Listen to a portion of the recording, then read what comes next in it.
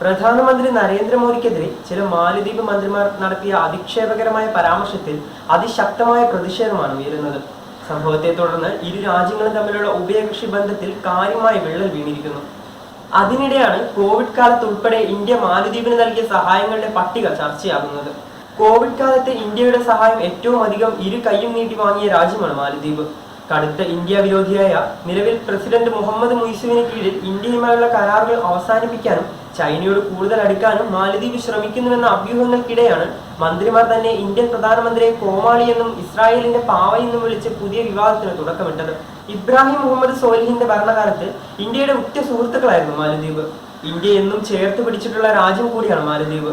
അതിന് ഏറ്റവും വലിയ ഉദാഹരണമായിരുന്നു കോവിഡ് കാലത്തെ സഹായങ്ങൾ. കോവിഡ് പൊട്ടിപ്പുറപ്പെട്ട വുഹാനിൽ നിന്ന് മാലദ്വീപ് പൗരന്മാരെ ഒഴിപ്പിക്കുന്നത് മുതൽ കോവിഡ് ഉച്ചസ്ഥായിയിൽ നിൽക്കുമ്പോൾ കൊച്ചിയിൽ ചികിത്സാ സഹായം ഉറപ്പാക്കുന്നതിൽ വരെ ഇന്ത്യയുടെ സഹായം മാലദ്വീപ് സ്വീകരിച്ചിരുന്നു. വുഹാനിൽ നിന്ന് ഇന്ത്യ പുറത്തെത്തിച്ചവരിൽ 9 പേർ മാലദ്വീപ് പൗരന്മാരായിരുന്നു. ഓപ്പറേഷൻ സഞ്ജീവനി എന്ന് പേരിട്ട ദൗത്യത്തിലൂടെ 580 ടൺ ഭക്ഷ്യവസ്തുക്കളും ഒട്ടേറെ മരുന്നുകളും ഇന്ത്യ അവിടേക്ക് അയച്ചിരുന്നു. ഇതിനു പുറമെ 6.2 ടൺ അവശ്യ മരുന്നുകളും ആശുപത്രി സാമഗ്രികളും ഇന്ത്യൻ വ്യോമസേന മാലദ്വീപിൽ എത്തിച്ചിരുന്നു. കോവിഡിന്റെ 2ാം തരംഗം ലോകത്തെ ആകമാനം വിറപ്പിച്ചപ്പോൾ ഇന്ത്യ വികസിപ്പിച്ച കോവിഡ് വാക്സിനുകൾ ആദ്യമായി സ്വീകരിച്ച വിദേശ രാജ്യമാണ് മാലദ്വീപ്.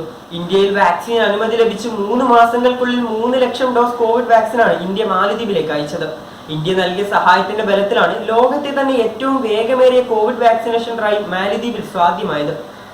തുടർന്ന് ഫെബ്രുവരിയിലും മാർച്ചിലുമായി ഓരോ ലക്ഷം ഡോസുകൾ കൂടി ഇന്ത്യ മാലദ്വീപിന് നൽകി.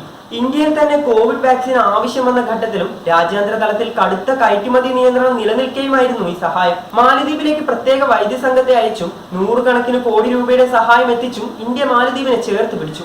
ഇപ്പോഴും ഇന്ത്യയിലെ വിവിധ സ്ഥാപനങ്ങളിൽ പരിശീലനം തുടരുന്ന മാലദ്വീപുകാരുണ്ട്. ഇതിനിടെ ഇന്ത്യ മാലദ്വീപ് സഹകരണത്തിന്റെ ഭാഗമായി 130 കോടിയിലധികം US$ സഹായം കൈമാറിയിരുന്നു. ഗ്രേറ്റർ മാലെ കണക്ടിവിറ്റി പ്രോജക്ടിന്റെ ഭാഗമായി $400 മില്യൺ കരാറിലും ഒപ്പിട്ടിരുന്നു. ഈ പദ്ധതിക്ക് $100 മില്യൺ ഗ്രാന്റും അനുവദിച്ചു. ഇതിനു പുറമെയാണ് ഹാനിമാധു രാജ്യാന്തര വിമാനത്താവളത്തിന്റെ വികസനത്തിനായി നൽകിയ സഹായം. വടക്കൻ മാലദ്വീപിന്റെ ടൂറിസം വികസനത്തിന് കുതിപ്പ് നൽകിയ പദ്ധതിയാണിത്.